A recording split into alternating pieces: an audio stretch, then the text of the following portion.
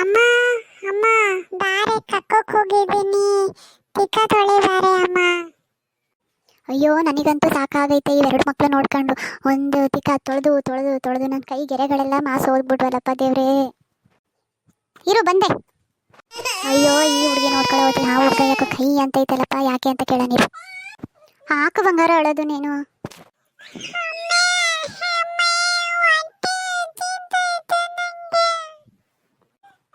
ದೇವ್ರೆ, ನನಗಂತೂ ನನ್ನ ಎರಡೂ ಮಕ್ಕಳು ಎಷ್ಟು ಚೆನ್ನಾಗಿ ಮೋಟಿವೇಶನ್ ಮಾಡ್ತವೆ ಅಂದರೆ, ಹಪ್ಪಿ ತಪ್ಪಿಯೋ ಮತ್ತೆ ಪ್ರೆಗ್ನೆಂಟ್ ಆಗಬಾರ್ದು, ಅಷ್ಟು ಚೆನ್ನಾಗಿ ಮೋಟಿವೇಶನ್ ಮಾಡ್ತವೆ ಇವೆರಡು ಸೇರಿ. ನನ್ನ ಫಸ್ಟ್ನೇ ಮಗಳಂತೂ ಕೇಳಂಗಿಲ್ಲ. ಅಮ್ಮ ಊಟ ತಿನ್ಸು, ಅಮ್ಮ ಬಾತ್ರೂಮ್ಗೆ ಹೋಗಿದ್ದೀನಿ ಕಕ್ಕ ತೊಳಿ ಬಾ, ಅಮ್ಮ ಅದು ಕೊಡು, ಅಮ್ಮ ಇದು ಕೊಡು, ಅಮ್ಮ ಅದೆಲ್ಲೋಯ್ತು ಇದೆಲ್ಲೋಯ್ತು ಅಂದು ಒಂದು ಒಂದು ಗೋಳು ಈ ತಳೆ ತೆಗಿ. ಇನ್ನು ನನ್ನ ಎರಡನೇ ಮಗಳಂತೂ ಕೇಳಂಗೆ ಇಲ್ಲ. ಅಪ್ಪಟ ಮುತ್ತು ಮುತ್ತು, ಅಮ್ಮ 3 ಹೊತ್ತು ಸೊಂಟದ ಮೇಲೆ ಎತ್ಕೊಂಡು ತಿರುಗು ಅಂತ ಅಂತೇಳಿ. ಯಾರಿಗೆ ಹೇಳೋಣ ನಮ್ಮ ಕಷ್ಟವ? ದೇವ್ರೇ, ನನಗಂತೂ ಜೀವನ ಸಾಕಾಗೈತೆ ಕಣಪ್ಪ. ಬೇಗ ಕರ್ಕೊಬಿಡೋ ತಂದೆ. ಅಪ್ಪಿ ತಪ್ಪಿಯು ಬೇಗ ಎಂತೂ ಮದುವೆ ಆಗಬಾರ್ದು ಕಣಪ್ಪ.